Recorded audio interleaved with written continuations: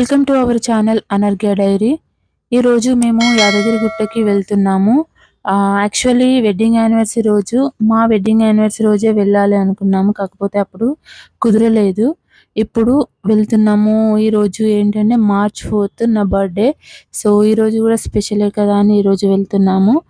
మేము అక్కడ సత్యనారాయణ వ్రతం పెట్టాలి అని మొక్కుకున్నాము. సో మేము అందుకే ఈరోజు యాదగిరిగుట్టకి వెళ్తున్నాము.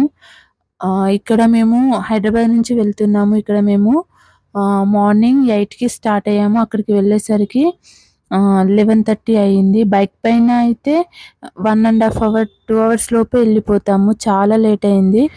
అంటే ఇంటి దగ్గర సత్యనారాయణ వ్రతం పెట్టడం కుదరని వాళ్ళు ఇక్కడికి వచ్చి టెంపుల్లో పెట్టుకోవచ్చు. ఇక్కడ టైమింగ్స్ ఉంటాయి. 7:30, 10, 12, 4కి 4 టైమ్స్, డైలీ 4 టైమ్స్ ఉంటాయి. సో ఇక్కడ మేము 12కి పెట్టుకోవాలి అనుకున్నాము. ఎందుకంటే మాకు ఇంటి దగ్గర నుంచి రెడీ అయ్యి వచ్చేసరికి ఎలాగో లేట్ అవుతుంది కదా. సో అందుకే 12కి పెట్టుకోవాలనుకున్నాం. మళ్ళీ 12 మిస్ అయితే 4కి ఉంది. 4 అంటే మళ్ళీ చీకటి అయిపోతుంది. అందుకే మేము 12కి జరిగే పూజకి కూర్చోవాలని అనుకున్నాము. మేము అక్కడికి వెళ్ళేసరికి 11:30 అయింది. అంటే 15 మినిట్స్ ముందే మనము ఆ హాల్కి వెళ్ళాలి. అంటే మాకు మిగిలింది ఇంకో 15 మినిట్సే. ఆ 15 మినిట్స్లో మేము ఆల్రెడీ టైర్డ్ అయి ఉన్నాం కాబట్టి ఏం రెడీ కాలేదు. డైరెక్ట్ శారీ కట్టుకొని, అంటే వేరే డ్రెస్ చేంజ్ చేసుకొని వెళ్ళి డైరెక్ట్ కూర్చున్నాము. సో అక్కడ పూజ అనేది ఒక 1-2 అవర్స్ జరిగింది. ఇక్కడ పూజకి అంతా సామాన్ వాళ్ళే ఇస్తారు. మేము ఇంటి దగ్గర నుంచి ఏం తీసుకెళ్ళలేదు. ఓన్లీ ప్రసాదం వండుకొని తీసుకెళ్ళాను. ప్రసాదం కూడా అక్కడే ఇస్తారు. కాకపోతే నేను సిరా వండుకొని తీసుకెళ్ళాను. టోటల్ 1400 ఆర్ 1500 ఎంతో అవుతుంది మనీ. అది తీసుకొని టోటల్ పూజకు సంబంధించింది సామాను అండ్ టికెట్ మొత్తం వాళ్ళే ఇచ్చేస్తారు. ఇక్కడ మాకు పూజ అయిపోయేసరికి 2 అయింది. సో ఆఫ్టర్నూన్ మళ్ళీ టెంపుల్ క్లోజ్ చేస్తారు. అందుకే దర్శనం ఇప్పుడు ఉండదు. మళ్ళీ 4కి 5కి ఓపెన్ చేస్తారు. అంతలోపు మేము మళ్ళీ కళ్యాణకట్టకు వెళ్ళాము. ఇక్కడ నుంచి అక్కడికి వెళ్ళి కాసేపు రెస్ట్ తీసుకొని, అక్కడ అన్నదానం కూడా చేస్తారట. సో అక్కడ హోటల్స్ కానీ ఏమి ఉండవు. మేము కూడా ఏం తీసుకెళ్ళలేదు తినడానికి. అందుకే మేము మార్నింగ్ కూడా ఏం తినరాలేదు.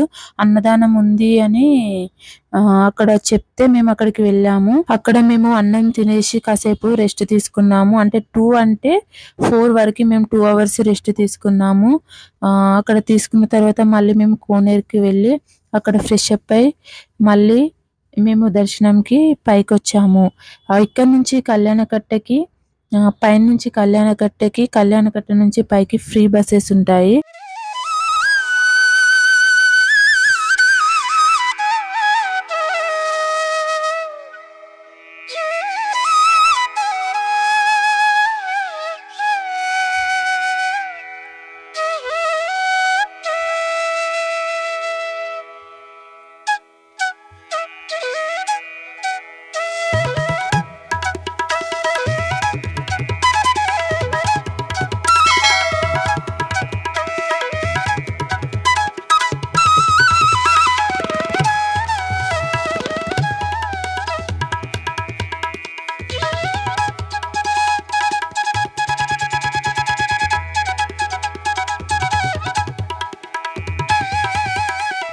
దర్శనం చేసుకున్న తర్వాత ఈవినింగ్ టైంలో అక్కడ టెంపుల్ ముందు చాలా ప్రశాంతంగా ఉంటుంది.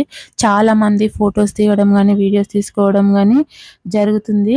సో కానీ ఈవినింగ్ టైంలో 5 నుంచి నైట్ మొత్తం చాలా బాగుంటుంది. అక్కడ చాలా ప్రశాంతంగా ఉంటుంది.